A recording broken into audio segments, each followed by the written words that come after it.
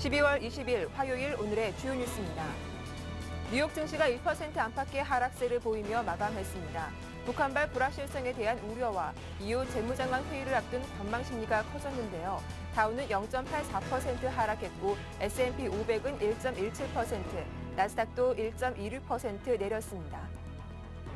유럽 증시가 혼조 양상을 보이며 마무리했습니다. 이후 재무장관 회의를 앞두고 관망세가 짙었는데요. 프랑스가 0.06% 상승한 반면 독일은 0.54% 하락했습니다.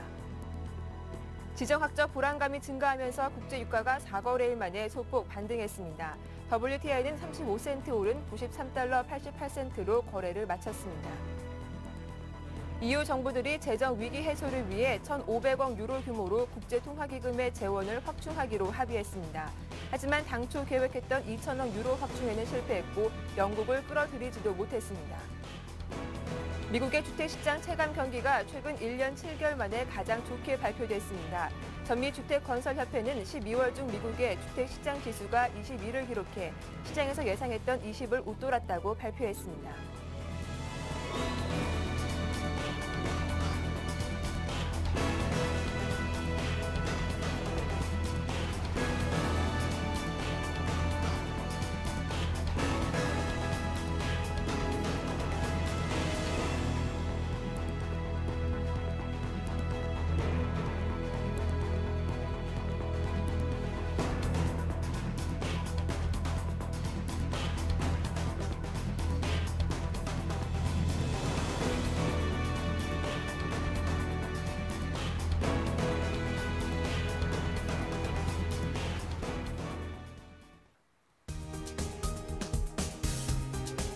안녕하세요. 굿모닝 대방 예감 박미라입니다. 어제 갑작스러운 소식이 들렸죠. 예상하지 못했던 돌발 변수였습니다. 김정일 국방위원장의 사망 소식으로 어제 국내 증시는 잠시 패닉 상태를 보여주기도 했는데요. 무엇보다 시장에서 가장 두려워하는 불안감이 커졌다라는 것이 급락의 원인이 아니었을까 싶습니다. 과연 이 북한발 리스크가 글로벌 증시에 어떤 영향을 미칠지 관심이 집중되기도 했는데요. 하지만 뚜껑을 열어보니 생각보다 글로벌 증시 민감하지 않게 움직이면서 장을 마감하지 않았나 싶습니다. 자, 오히려 EU 재무장관 회의를 앞둔 관망 심리가 더 커졌다는 분석이 나오고 있는데요. 자세한 마감 상황 정리해 보겠습니다. 오늘 글로벌 하디슈 인백스 투자자문의 이현민 본부장과 함께합니다. 안녕하세요. 네, 안녕하십니까? 네, 뉴욕 증시 결국 하락 마감하긴 했지만 김정일 국방위원장의 사망 소식에도 불구하고 뉴욕 증시가 상승 출발한 걸 보면은 큰 영향을 받지는 않은 것 같아요. 그렇습니다. 장 초반에는 제한적 영향을 받으면서 뉴욕 증시가 상승자로 출발을 했는데요. 역시 유로존의 움직임과 관련한 내용들이 좋지 않은 드라기 총재의 발언이 나오면서 3대 지수 모두 하락세로 마감이 됐습니다. 다우지수가 0.84% 내렸고요. 나스닥도 1.26%, S&P 500 지수도 1.17% 하락을 했습니다. 시티나 뱅크 오브 아메리카 등 금융주의 하락폭이 좀 컸었는데요. 시티가 5%, 뱅크 오브 아메리카가 4.4%, JP모건 체이스가 3.8% 내리는 등 여전히 금융주의 움직임은 좋지 않았습니다. 지표와 관련된 전미주택건설협회의 내용은 예상치보다는 옷돌았다는 점, 이런 점이 장 초반에 경제지표의 지지와 관련된 부분이 좀 이어졌지만 장 후반으로 갈수록 ECB와 관련된 이런 내후 외환이 지수를 조금 하락시키는 요인이라고 보겠습니다. 네, 역시 이렇게 뉴욕 증시는 북한발 리스크보다는 유럽 쪽에 더 포커스를 두지 않았나 싶습니다. 간밤 22 유럽 중앙은행이 또 유로존 위기 국가들의 국채 매입을 확대하는 걸 반대하겠다. 역시 강경한 입장을 내비쳤더라고요. 그렇습니다. 드라기 총재가 기존의 내용을 그냥 다시 확인했던 그런 흐름이라고 볼 수가 있겠는데요. 재정 위기 국가의 그 국채를 계속적으로 사줄 수는 없다. 이런 그 원론적인 답변을 했습니다. 최근에 22에서 나오는 내용은 드라기 총재가 이른바 독일이 요구하고 있는 그 수준의 내용을 다시 확인하는 그런 작업으로 현재 나오고 있는데요. 역시 국채 매입과 관련된 부분은 일시적인 내용이고 국채 매입이 있더라도 200억 유로를 넘어서지는 않겠고 이것이 급박한 상황일 경우에만 적용되는 내용이다라고 드라기 총재는 다시 설명을 했습니다. 이런 뭐 다시 설명한 내용은 뭐 별다른 내용의 확인이 없었지만 그렇지만 시장의 분위기와 시장의 센티멘트를 조금 하락시키는 요인으로 작용을 했습니다. 또한 유럽 증시도 아무래도 이제 김정일 국방위원장의 서거 소식 이런 부분이 장 초반에는 좀 네거티브 이펙트로 작용이 됐다라고 보겠는데요. 현재 드라기 총재는 이른바 재정위기국의 국채 매입을 확대하지는 않겠지만 이른바 유로존 은행들이 3년 대출이라든지 3년 만기 대출 이런 그 신규 대출과 관련된 유동성 공여는 적극적으로 거들어 줄 수 있다는 측면에서는 비교적 온건한 이런 어떻게 보면 매만 나온 것이 아니라 선물도 조금 준비를 했다라고 볼 수가 있겠습니다. 또한 추가 금리 인하와 관련된 내용도 어느 정도 염두에 두고 있다라는 측면이 드라기 총재의 입에서 나온 그런 흐름으로 봐서는 내년도 유로존 경기 흐름과 관련된 부분에서는 ECB가 현재 단단히 준비를 하고 있다라고 볼 수가 있겠습니다. 네, 어제 시장에서 그렇게 큰 이슈가 되지는 못했지만 프랑스에서 국채 입찰도 성공하기도 했었죠. 이렇게 ECB 회원국 국채 매입 확대 반대에 따른 영향은 좀 어떤지 그 부분도 한번 자세하게 들어보겠습니다. 그렇습니다. 간밤에 새벽에서도 프랑스의 국채와 관련된 입찰이 이른바 순조롭게 마감이 됐는데요. 최근에 국채 입찰에서는 크게 시장의 지수를 흔들 만큼 그렇게 아주 부정적인 영향은 없는 것으로 보입니다. 따라서 이제 프랑스도 이런 국채와 관련된 부분에서는 현재 조금 약간의 걱정을 더는 입장인데요. 그렇지만 여전히 현재 스탠다드 앤 푸어스의 국가 신용 등급 강등과 관련된 현재 위험이 남아 있고 이런 내용에서도 드라기 총재가 프랑스의 트리플 A 신용 등급이 떨어지더라도 그렇게 아주 큰 시장에 영향을 미치지는 않을 것이다라는 이른바 프랑스 정상이 아닌 ECB의 총재 입에서까지도 이런 내용이 나온다고 한다면 현재 유로존이 가지고 있는 이른바 투자은행의 신용등급 강등이 이미 이루어졌고 또 유로존 6개국 피치사의 신용등급 강등이 이어지고 있고 스탠다드 포어스가 올해 내냐 아니면 늦어도 1월 달이냐 이 시기만 현재 저울질하고 있다라고 볼 수가 있겠습니다. 네, 저희가 뭐 잠시 후에도 더 자세하게 살펴보겠지만 이 김정일 위원장의 사망 소식으로 뉴욕 증시 상승폭 조금은 제한된 모습을 보여주기도 했습니다. 정치적 불안정성과 또 권력 승계에 따른 불안감이 또 우려로 작용하기도 했더라고요. 그렇습니다. 네.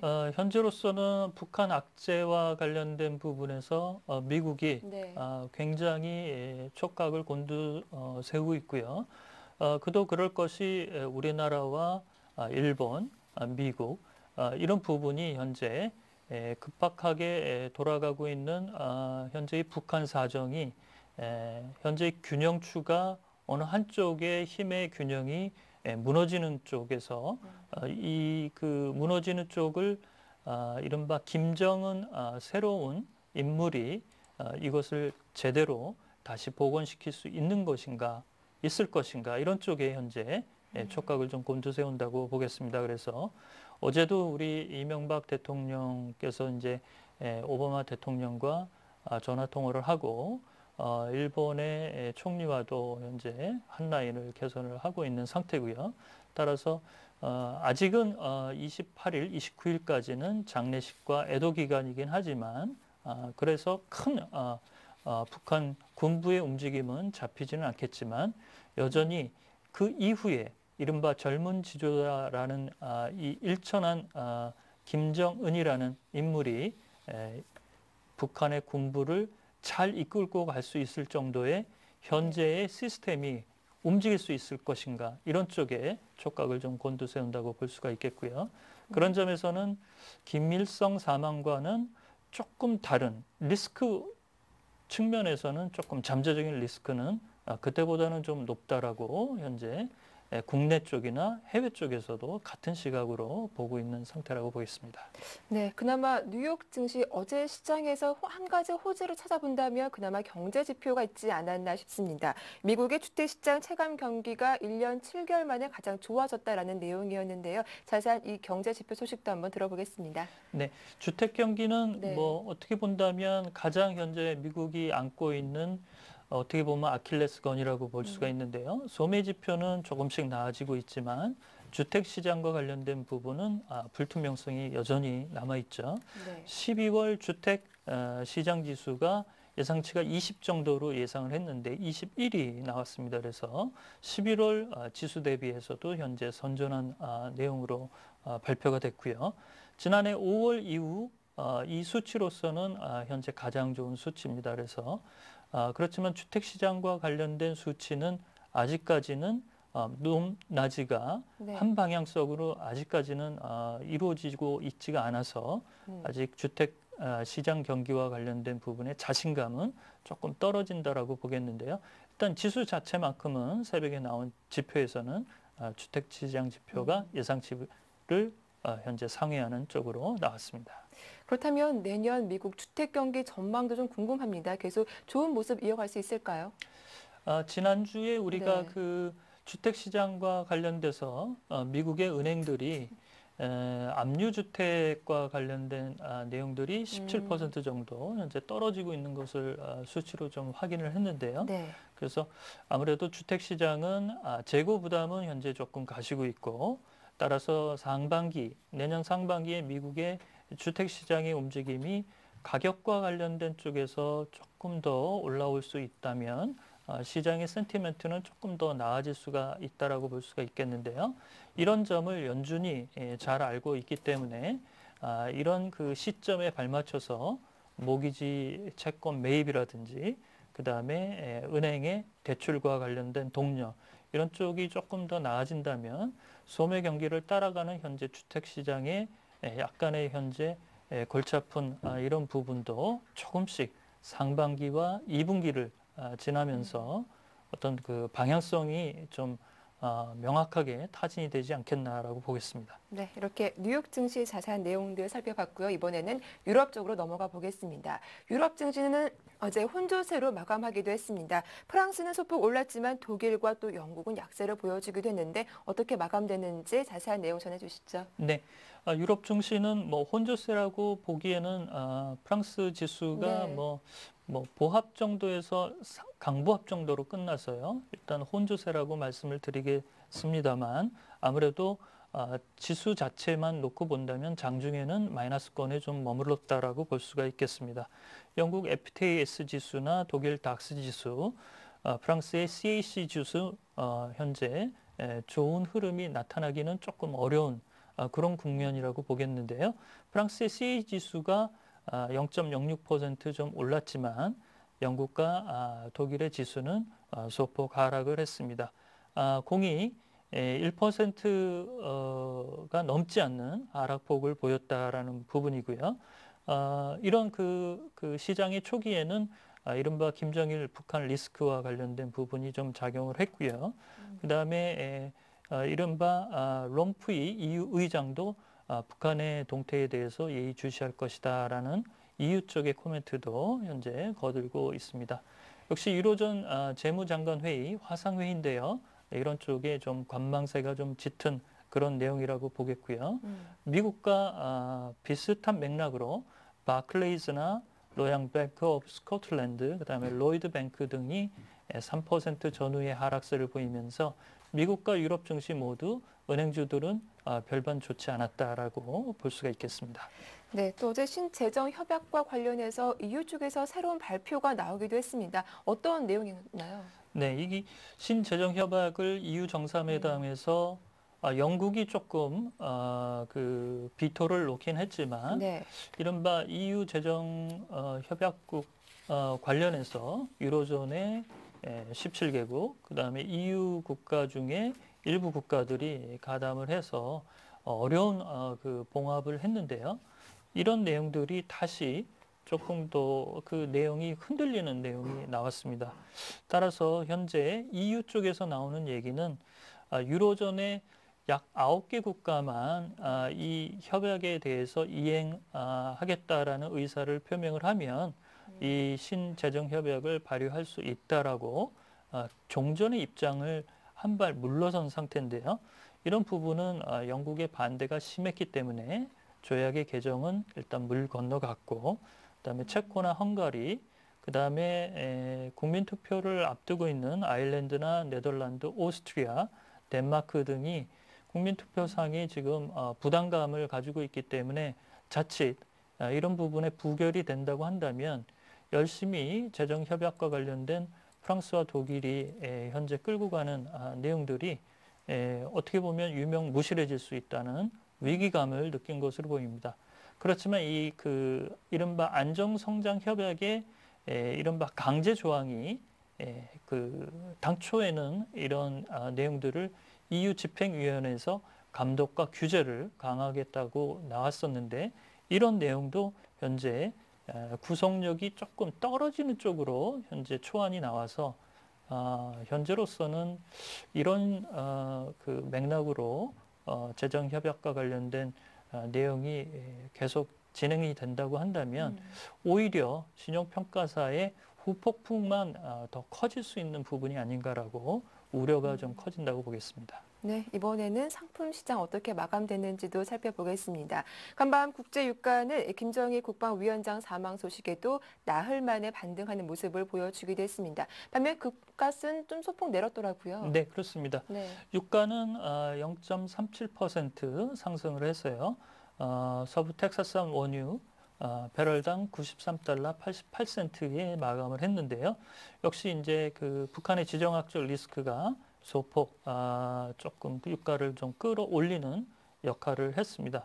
금값도 뭐 큰 변동은 없었고요. 0.1% 정도 하락을 했고 최근에 금 가격의 움직임은 역시 유로화가 달러 대비 열세의 움직임을 보이고 있으면서 비교적 달러 쪽의 안전자산의 매수 이런 투기적인 성향들이 좀 붙으면서 금값이 어떻게 본다면 반등다운 반등을 현재 못하고 있는 그런 부분이라고 하겠습니다. 그래서 금값이 다시 제자리를 찾아가기 위해서는 이른바 최종 대부자 역할을 해줄 수 있는 이른바 ECB의 역할이 나오거나 아니면 유로본드의 발행과 관련된 내용들이 좀 나와준다면 달러에 대한 유로화의 환율 이런 부분이 조금 정상화될 수 있다는 측면에서 보면 이런 쪽에서 내용들이 좀 나와야 탄력적인 금값의 상승으로 복귀가 나올 수 있지 않을까라고 예측을 하겠습니다. 자, 이번엔 또 많은 시청자분들이 궁금해하실 내용이죠. 김정일 국방위원장 사망과 관련된 내용들보다 좀 자세하게 짚어보겠습니다. 일각에서는 또 김일성 주석 사망 때와는 좀 다를 것이다라는 이야기가 나오고 있습니다. 글로벌 후폭풍 어떨지 이 부분 한번 짚어보겠습니다. 네, 아무래도 정서상으로 북한의 문제나 이런 것에 대해서 가장 잘 알고 있는 분석가들은 한국이 그래도 가장 잘 알고 있다라고 볼 수가 있겠습니다. 새벽에 내용이 나온 보도 뉴스를 보면 뉴스위크에서 북한 내에 친중 세력의 쿠데타가 있을 수도 있다. 뭐 이런 어떻게 본다면 가능성이 좀 없는 얘기인데요. 네. 이런 얘기도 나오는 거 보면 이렇게 좀 걸러지지 않은 내용들이 너무 많이 정보가 돌아다니고 있다는 점, 좀 우리가 좀 경계할 부분이라고 하겠고요. 한국의 현재 움직임은 정군의 비상경계령을 현재 발령을 하고 있고, 미국과 현재 한 라인을 계속 열어놓고 북한의 동태를 현재 계속 추이를 관찰을 하고 있습니다. 이런 점에서는 현재 우리나라의 대비태세는 굉장히 현재 굉장히 이른바 우리나라가 할 수 있는 최선의 상태를 현재 유지하고 있다라고 볼 수가 있겠습니다. 또한 금융시장의 움직임이 이제 가장 문제가 될 텐데요. 네. 그렇지만 이제 직영부나 그다음에 하는 총재 이런 분들이 현재 금융시장에 24시간 체제로 모니터링을 하고 있다는 점, 이런 점에서는 현재 컨틴전스 플랜이 제대로 국가에서는 현재 작용이 되고 있다라고 볼 수가 있겠습니다. 따라서 현재로서는 애도 기간, 그다음에 장례식과 관련된 28일과 29일까지는 특별히 북한의 움직임이 크지 않을 거라고 본다면 네. 주가의 움직임은 현재로서는 조금 단기간의 영향을 조금 흡수하는 쪽으로 보일 가능성이 좀 높다고 보겠고요.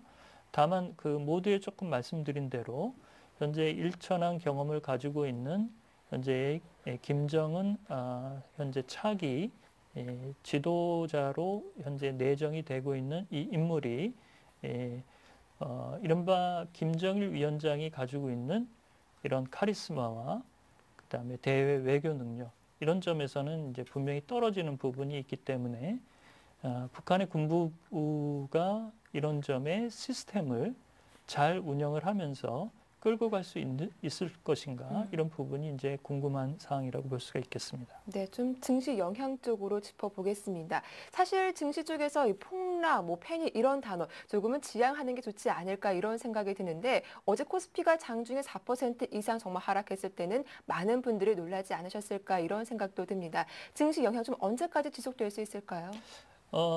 이른바 이런 네. 것이 이제 쇼크라고 하죠.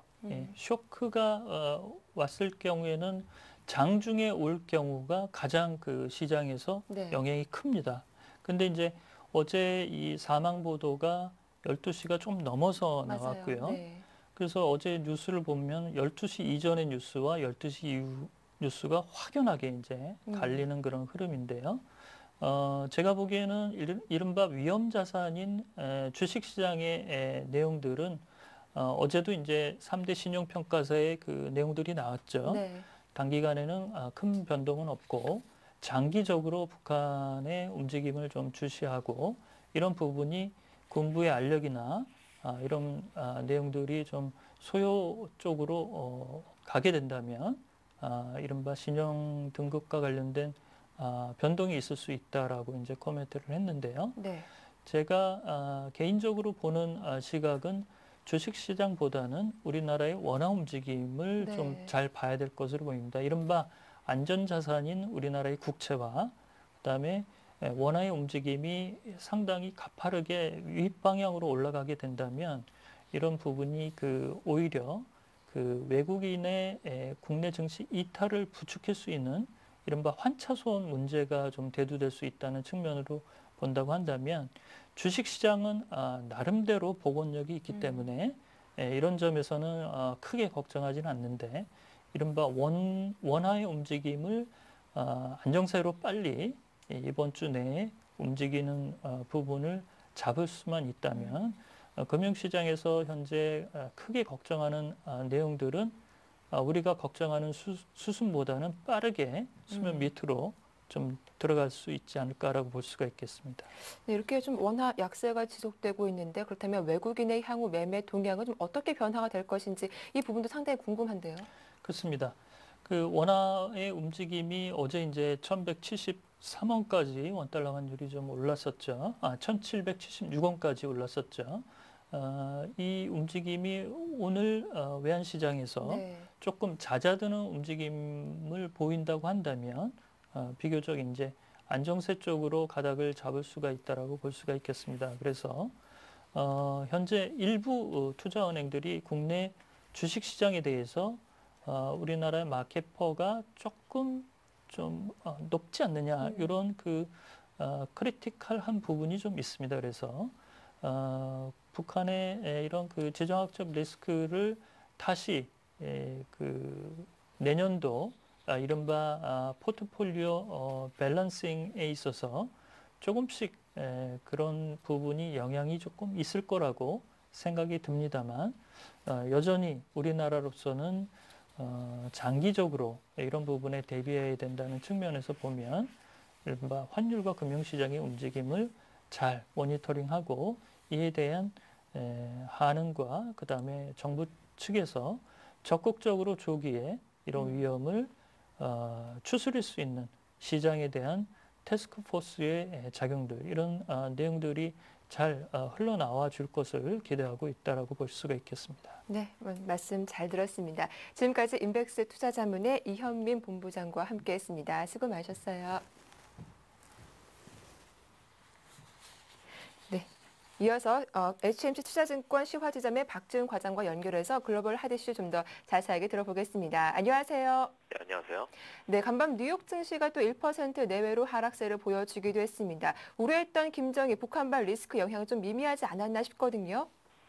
네, 일단은 김정일 사망에도 불구하고 어찌 네. 보면 이제 유럽 위기 해법 기대감에 있어서 상승세로 출발을 하긴 했습니다만 어떤 그런 국내 재정학적 리스크보다는 역시 유럽의 진행 상황에 더 초점을 좀 맞추는 모습이었고요. 막판에 좀 소위 말해서 매물대가 좀 많이 좀 출회가 됐던 부분은 역시 유럽이라든지 또 ECB가 역내 위기에 대해서 좀 대응이 좀 미진한 부분들 그런 이제 실망감이 좀 출회됐다라고 볼 수 있고 20일입니다. 이제 스페인의 국채 입찰을 앞둔 그런 상황에서 다소 관망세를 뚜렷한 그런 모습이었다 볼 수 있을 것 같고 드라기 총재가 계속적으로 좀 안 좋은 코멘트를 계속 말해주고 있는데 어떤 유럽 경제는 심각한 하강 리스크에 대한 그런 경고 메시지도 나왔고 ECB의 역할은 물가를 안정시키는 것에 국한을 둬야 된다. 그래서 이런 조약들이 유럽 개별 조약들이 어떤 개별 국가의 재정 지원하는 거는 금지한다. 이런 어찌 보면 원칙론적인 얘기를 계속 확인하고 있는 부분들은 역시 투자자를 실망시켰던 부분도 있고 재무장관 회의에서도 물론 1,500유로에 대한 확충 이거 대출하는 방식이죠. 근데 이거 합의는 했지만 기존에는 우리가 2천억 정도 유로를 우리가 예상했던 부분도 있었음에도 불구하고 다들 못 미쳤던 그런 것들도 시장에서는 별로 호재라고 받아들일 수도 없는 부분이고요.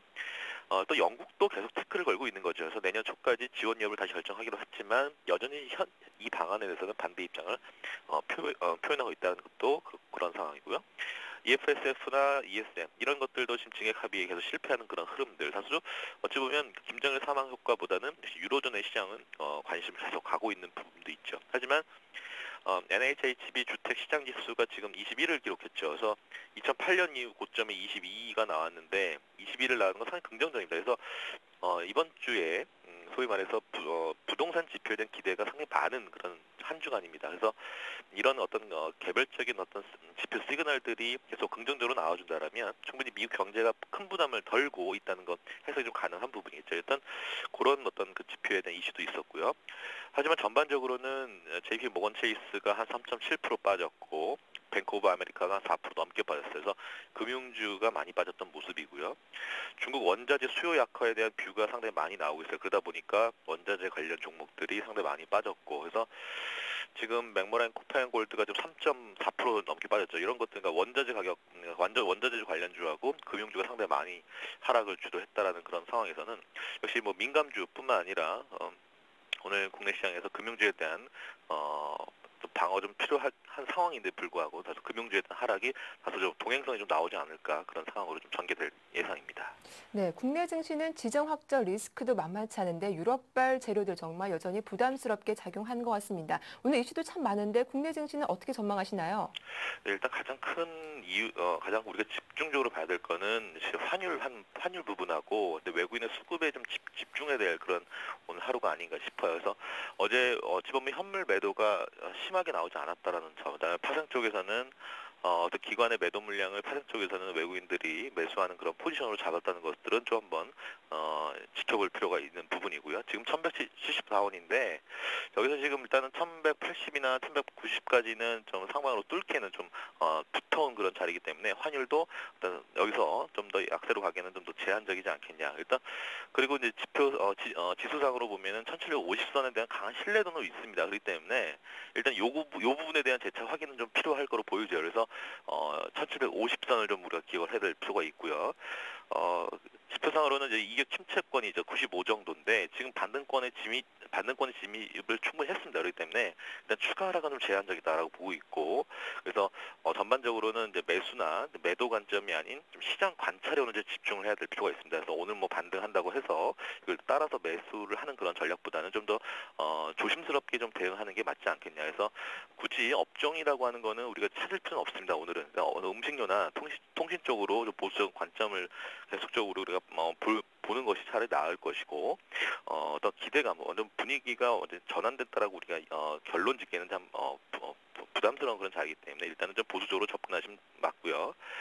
상당히 피곤한 연말을 계속 맞이하고 있습니다. 그래서 큰 그림에서는 달라진 건 없어요. 그래서 뭐 국내 기업에 대한 뭐 EPS 증가하는 업종들도 있을 거고 글로벌 산업에서 차지하는 비중도 우리 국내 기업이 상당히 높은 만큼 일단 좀 기업에 대한 그 밸류에이션을 좀 신뢰하고 좀 호흡을 좀 길게 가져가신다면 매력적인 환경 계속적으로 제공하고 있는 부분이고 그래서 일단은 1750에 대한 신뢰를 확인하고 나서 이 부분에 대해서는 다소 업종이라든지 종목에 대해서 코멘트를 말씀드리겠지만 그 전까지는 일단 먼저 매크로적인 그다음에 전반적인 환경이 일단 좀 안정적인 상황에서 우리가 주식 투자를 하는 게 좀 맞지 않겠냐. 그래서 오늘은 좀 관망하는 다소 보수적인 그런 말씀을 좀 드리도록 하겠습니다.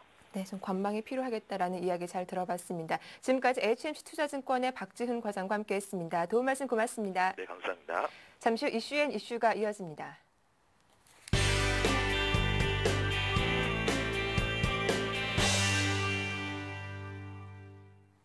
네, 이슈 서울경제신문 증권부의 안현덕 기자와 함께하겠습니다. 안녕하세요. 네, 안녕하세요. 네, 첫 번째 소식입니다. 김정일 국방위원장 소식 빼놓을 수가 없겠죠. 17일 사망했다는 보도가 어제 나오기도 했습니다. 권력 이양과 관련돼서 최대 변수로 떠오르고 있는데 주변 정세도 상당히 좀 크게 요동치고 있죠. 예, 김정일 북한 국방위원장이 네. 지난 17일 사망했습니다. 북한 조선중앙통신은 김 국방위원장이 지난 17일 오전 8시 30분 중중급성 심근경색과 심장쇼크 합병으로 사망했다고 19일 보도했습니다. 김 위원장의 사망은 지난 1994년 김일성 추석사 후 유훈통치를 하다 지난 1998년 국방위원장을 맡아 권력의 전면에 나선 지 13년 만인데요. 또 1974년 후계자로 공식화된 지 37년 만에 69세의 나이로 사망했습니다. 중앙통신은 이날 전체 당원들과 인민장병들과 인민들에게 고함이란 제목의 보도 전문에서 김정일 동지께서 주체 100년 12월 17일 8시 30분에 현지 지도의 길을 가시다가 겹사인 정신육체적 과로로 열차에서 서고했다고 밝혔는데요. 김 위원장은 지난 2008년 9월에도 건강 문제에 이상이 발견돼 한동안 공식석상에서 모습을 드러내지 않아 와병설이 증폭되기도 했지만 최근에는 비교적 건강한 모습이 자주 보도되면서 건강 이상설이 수면 아래로 가라앉기도 했습니다. 이런 정황 때문일까요? 일각에서는 김 위원장이 암살됐거나 쿠데타 가능성도 제기되고 있는데요. 하지만 아직 우리 정보 당국에서는 이런 정황이 확인되지 않고 있습니다. 북한 측은 후계자인 김정은 당 중앙군사위 부위원장 등을 포함해 232명으로 장의위원회를 구성했다고 밝혔는데요. 김일성 주석 사망 당시 장의위 명단 서열로 권력 구도를 가늠할 수 있었던 만큼 제일 먼저 호명된 김정은이 사실상 후계 체계를 이어갈 것으로 예상되고 있습니다. 중앙통신도 우리는 김정은 동지의 영도 따라 슬픔을 힘과 용기로 바꾸어 오늘의 난국을 이겨내 주체혁명의 위대한 새 승리를 위하여 더욱 억세게 투쟁해 나가야 한다고 강조해 김정은 후계 체계에 대해 못을 박았습니다. 장의위는 공보를 통해 김 위원장의 시신을 금수산 기념궁전에 안치하고 28일 평양에서 연결식을 개최한다고 밝혔습니다. 김 위원장 사망에 따라 남북관계는 당분간 냉각기에 접어들 것으로 예상되고 있는데요. 22일 예정됐던 북미 고위급 회담은 물론 모든 대북 접촉 라인이 중단될 것으로 보입니다.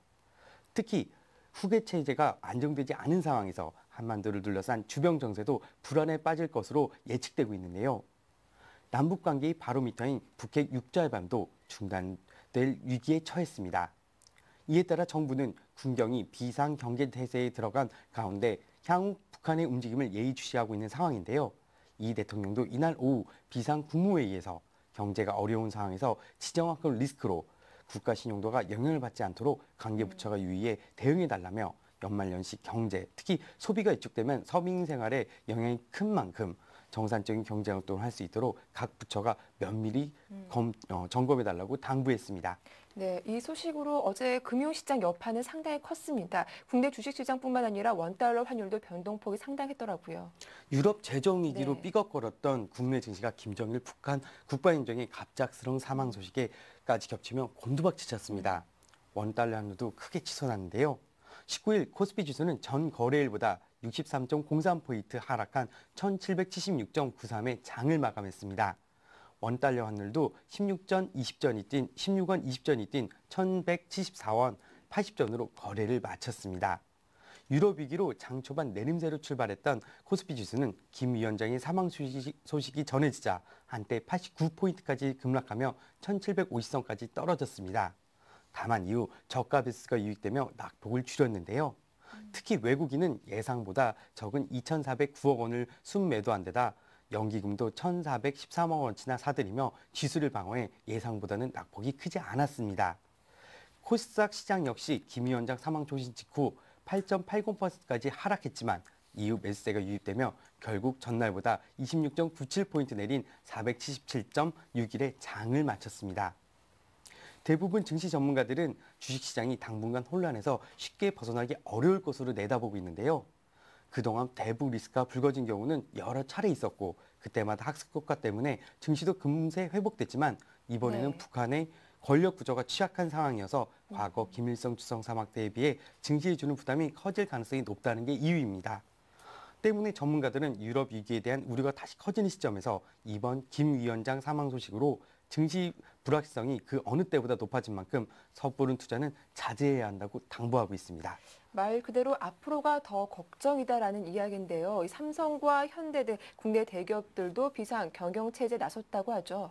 김정일 북한 네. 국방위원장 사망으로 기업의 경영 리스크가 최고조에 달하면서 네. 삼성과 LG, 현대차, SK그룹 등 주요 대기업들이 비상 경영 체제에 돌입했습니다.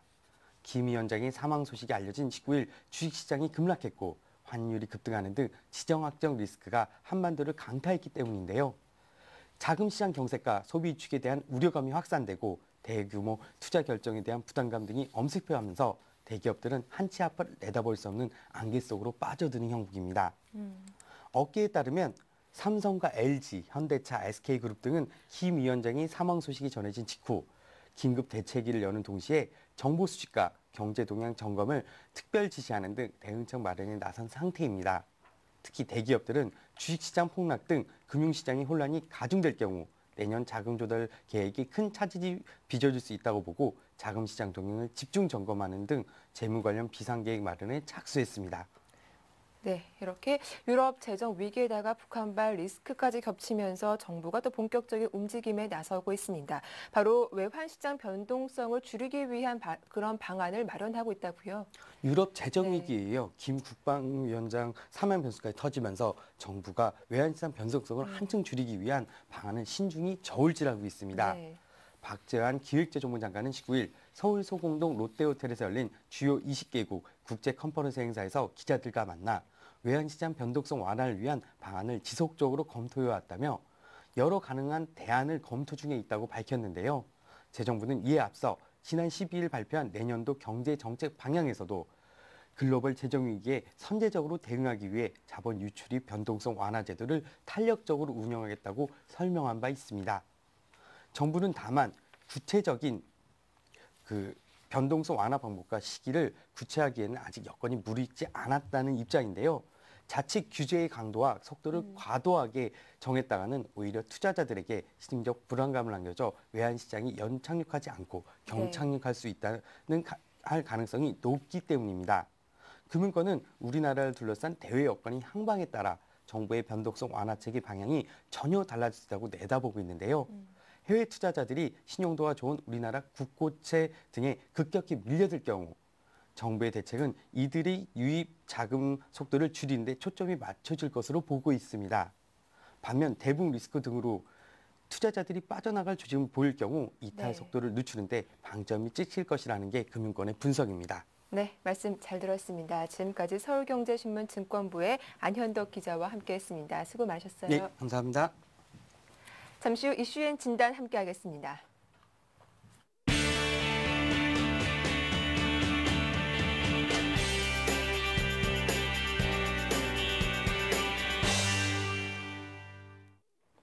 네, 글로벌 마감 상황과 이슈를 체크해보고 오늘장 전략을 세워보는 이슈앤 진단 함께하겠습니다. 와이즈인베스트 심기환 대표 나오셨네요. 안녕하세요. 네, 안녕하십니까. 네, 간밤 뉴욕 증시가 일단은 1% 내외로 하락세를 보여주기도 했습니다. 글로벌 체크 포인트 어떤 것들이 있는지 하나씩 짚어보죠. 네, 우선은 뉴욕 증시 같은 경우는 3대 지수 모두 하락을 하였습니다. 네. 우리나라 지정학적 리스크뿐만이 아니고 유럽 쪽에서의 악재가 나오면서 3대 지수 모두 하락하는 그런 모습 보였는데 역시나 유럽 쪽에서의 불안감이 증폭이 된다라고 한다면은 지금 시점 글로벌 증시에는 상당히 좀 악재로 작용할 수 있다라는 점은 좀 체크를 하셔야 될 것으로 판단되고 있습니다. 하지만은 뭐 미국 쪽에서 경제 지표에 대한 기대 가능성도 나오고 있는 것만큼 미국 쪽에서의 경제 지표 어느 정도 호조 가능성이 얼마만큼 투자 심리를 회복시키느냐가 상당히 좀 중요한 시점이라고 말씀을 드리겠습니다. 네, 이제 구체적인 오늘장 전략을 세워볼 텐데요. 먼저 어제 시장부터 점검을 해봐야겠습니다. 어제 국내 증시 그야말로 이 패닉 상태를 벗어나지 못했는데요. 어제 코스피가 무려 한 4%대 하락세를 보여주고 또 코스닥은 더 크게 밀렸었죠. 네, 맞습니다. 어제장 같은 경우는 코스피가 정확하게 3.4%대의 네. 하락세를 보였습니다. 코스닥 같은 경우에는 변동성이 커지면서 5.3%대 급락하는 그런 모습 보였는데 장 초반 같은 경우에는 유럽 쪽 악재에 따른 어느 정도 약세 출발을 보였습니다. 하지만은 12시를 기점으로 급속하게 하락하는 그런 모습 보였는데 역시나 지정학적 리스크가 외국인들의 매도세를 부추기는 그런 모습 보였고 개인들까지도 투자 심리가 상당히 좀 불안한 모습 보이면서 어제장 같은 경우에는 지정학적 리스크에 따른 우려감으로 급락 마감을 하였다라고 정리를 해드리겠습니다. 네, 알겠습니다. 그렇다면 오늘 국내장 이끌 주요 포인트 어떤 것들이 있는지 궁금한데요. 일단은 이런 악재 좀 벗어날 수 있을까요? 네, 우선은 뭐 네. 상당히 지금 악재가 많은 상황인 만큼 투자 심리는 불안이 지속될 수 있다는 점을 염두하시면서 투자 전략을 세워야 되지 않을까라고 말씀을 드리겠습니다. 지금 시점 뭐 산타 랠리라든가 연말 랠리를 기대하는 심리가 완전히 거의 없어졌다라고 볼 수가 있는 것이 유럽 쪽에서 악재가 이어지고 있고 또한 네. 북한의 이 그 후계 구도가 어떻게 전개될지에 대해서는 섣불리 예측할 수 없는 상황인 만큼 증시에서 가장 싫어하는 불확실성이 계속적으로 네. 존재하는 시점입니다. 따라서 투자 심리는 상당히 안 좋을 수밖에 없는 것이 사실이고 우리나라 자체적인 위험 자산에 대한 인식이 상당히 좀 강해지고 있습니다. 주식뿐만이 아니고 우리나라 채권에 대한 어느 정도 위험 자산에 대한 우려감이 나올 수 있는 만큼 외국인들의 매도세가 지속이 된다라고 한다면은 당분간의 약세, 주식은 어느 정도 약세 흐름을 보일 가능성이 높겠다라고 말씀드리겠고 업종별 흐름 본다라고 한다면은 역시나 이러한 지정학적 리스크가 계속적으로 이어진다라고 한다면은 전 업종에 대해서는 약세 흐름이 나타날 가능성이 높습니다. 하지만 뭐 테마적인 형성이 또 가능하게 나타날 수 있는 시점인 만큼 시장 상황에 따라 갖고 조금은 보수적인 투자 전략은 유지하시되 어느 정도 모멘텀적인 투자는 좀 단기 트레이딩 관점으로 한번은 접근하셔도 좋은 시점이 아닌가라고 말씀을 드리겠습니다. 그렇다면 오늘장 어떻게 예상하시는지도 궁금한데요. 유럽도 빠졌고 뉴욕도 좀 크게 빠지지 않았습니까? 네, 우선은 어제 네. 오늘장 전망 같은 경우에는 사실 좀 조정에 대한 양상이 짙을 수밖에 없다라고 말씀을 네. 드리겠습니다. 물론 어제 좀 많이 빠졌기 때문에 오늘장 반발 매수세가 유입될 수 있다라는 기대감을 가질 수는 있겠지만은 사실 어제장 같은 경우에도 좀 낙폭을 줄이는 모습 보였습니다. 어느 정도 단기적으로는 반발 매수세는 어제장 장 후반에 조금은 들어왔다라고 보고 있고 전반적으로는 뭐 여태까지 북한발 악재는 단기성 제로에 그쳤습니다. 하지만은 지금 시점 같은 경우에는 누구도 예측을 할 수 없는 그러한 불확실성이 존재하고 있는 시점이기 때문에 증시에 있어서는 어느 정도 횡보 내지 혹은 조정에 대한 양상이 짙을 것으로 판단되고 있고 상승에 있어서는 조금은 제한될 가능성이 높을 것으로 판단되고 있습니다. 따라서 오늘장 같은 경우에는 조정에 대한 양상을 좀 염두를 하시면서